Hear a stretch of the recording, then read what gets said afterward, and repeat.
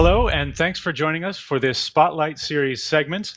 I'm James Green. I am a partner and VP for content at ActualTech Media. And I've got a special guest today. My guest is Pat Calhoun.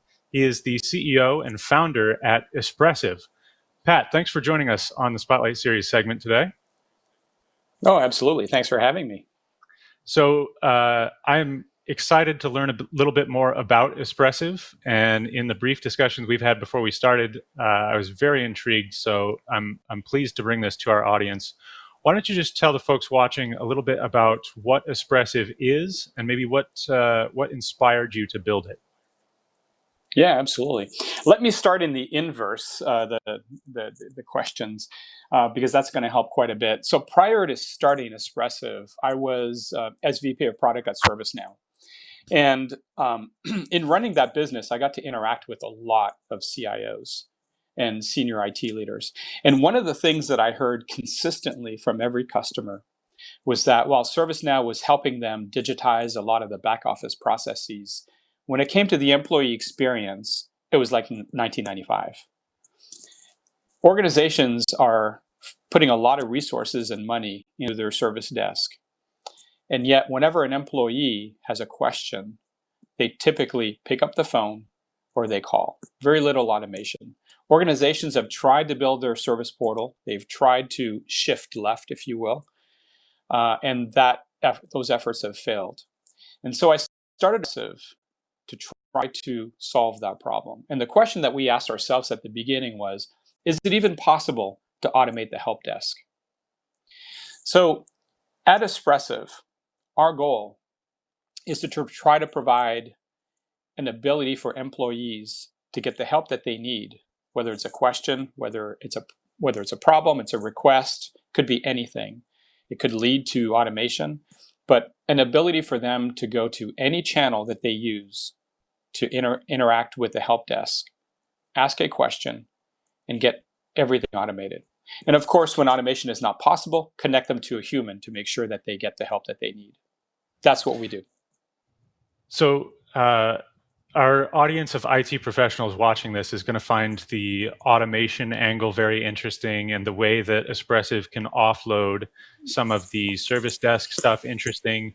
But what I find, and I think a lot of them will find especially compelling, is how Espressive changes the end user experience. Because like you said, we've done a lot in the last as many years to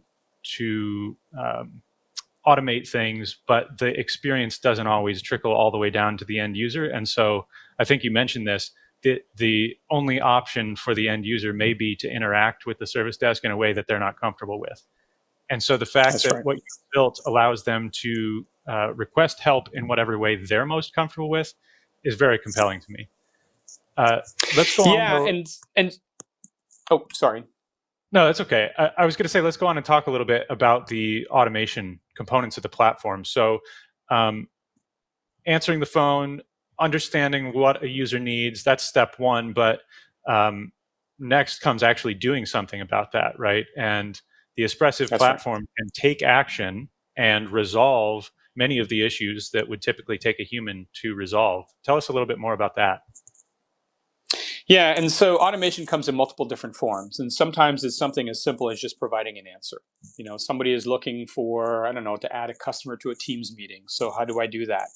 And so our platform is ideally suited to provide answers to questions like that. But there are other cases where the outcome cannot be an answer. We have a customer who happens to be a government customer. They have agents all over the place that are essentially using VDI, and their interface is on a tablet. And for them, whenever they run into a VDI problem, they have the help desk walks them through a pretty sophisticated runbook or workflow in terms of questions that could eventually to action, such as rebooting a VDI or maybe resetting a password or what have you. And so there's a lot of manual steps. There's the asking the questions to identify the problem, and then there's the automation piece.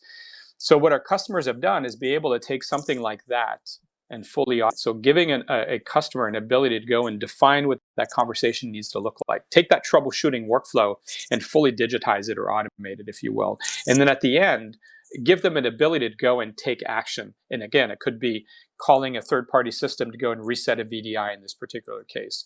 We have customers that are updating information inside Workday. So if I were to say, I want to take a vacation, I want to take a holiday next week, it could actually take action by updating a system of record like Workday. So virtually anything can be automated. We also have a number of customers that are using us for AI ops. So somebody goes in and says, my laptop is slow. We have an ability to go reach into the laptop, take a look at what's going on in the laptop, and then provide the user explanation what's going on and give them an ability to perhaps, in this example, maybe clear up some temporary files to free up some disk space or what have you. So again, all of these different automations can be defined by the customer. One of the interesting things to me about automation is that regardless of how many different triggers you're able to accept and how many different actions you're able to kick off based on those triggers, there's still a really tricky part, which is figuring out that workflow. As you mentioned, the complex workflow that the people go through to troubleshoot the VDI issues, you've got to be able to build that logic. And that's really tricky. Is there a part of the platform or the experience of using Espressive that helps people figure out how to build that workflow? Well, I'll tell you, there's two really complex pieces here. The first one is just understanding what the person is looking for. You would think that humans would be, fairly straightforward and say something like, I have a VDI problem.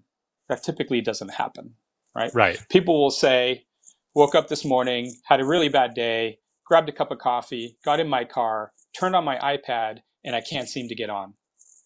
We have to somehow derive from that fairly long diatribe that what the person is saying is my VDI doesn't actually work. And so just understanding the linguistics and all the different phrase structures and you name it is half the battle right there. Once we've identified what the person is looking for, then it's giving them an ability to go and define that workflow. And that's done within our platform. So you can essentially define these questions and these actions. You can essentially almost design like an adventure, if you will, right?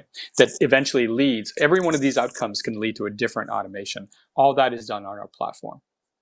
Very interesting. Okay, last question I've got for you.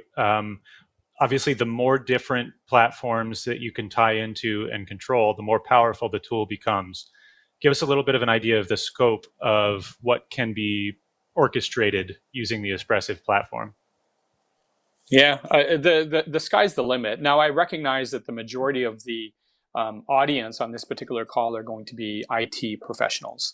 And so from an IT standpoint, the sky's the limit. You could, provision a laptop. You could create an account for a user, reset a password. You could reboot a server, like a virtual machine, provision a virtual machine. All these things you could do using our automation framework. But, our platform was really designed not just for IT. And while I recognize this is an IT audience, I think it's actually worth just calling out that what we are seeing as an organization is that when the CIO does not step up and get in front of this chatbot proliferation that's happening inside a lot of organizations are finding themselves with what I call chatbot soup, right? Every app, every department has its own chatbot. There's a chatbot. There's 5 chatbots in HR. There's one for the HCM. There's one for talent acquisition. There's one, you just name it. So you end up with 1,000 different chatbots. And so we really haven't made the problem better. What we've done is we've just proliferated all these different chatbots, all of which have a different interface and a different language, and everybody has to go figure that out. So our vision was really to be able to be highly successful in deploying inside IT and then expand beyond that. And about 70% of our customers are actually using us outside of IT. So outside of IT, we see people like that are deploying and integrating us with Ariba, for instance. Create a purchase order, create a purchase request. I need to just submit an order. All of those different things are things that could be done using our APIs as well. That's very exciting. Well, Pat, this has been enlightening. I am very appreciative of your time for joining us on this segment today. If you're in the audience and you want to learn more about Espressive, you can go over to their website at espressive.com and lots more information for you there. As well, if you've enjoyed this Spotlight Series segment and want to watch more sort of introductory overviews like this one on a variety of companies ActualTech Media has been catching up with, head over to our YouTube channel, youtube.com/ActualTech Media. Find the Spotlight Series playlist. There's lots more videos like this. Again, Pat, thanks so much for joining us. It was a pleasure to have you today. Yeah, absolutely. Thanks for having me.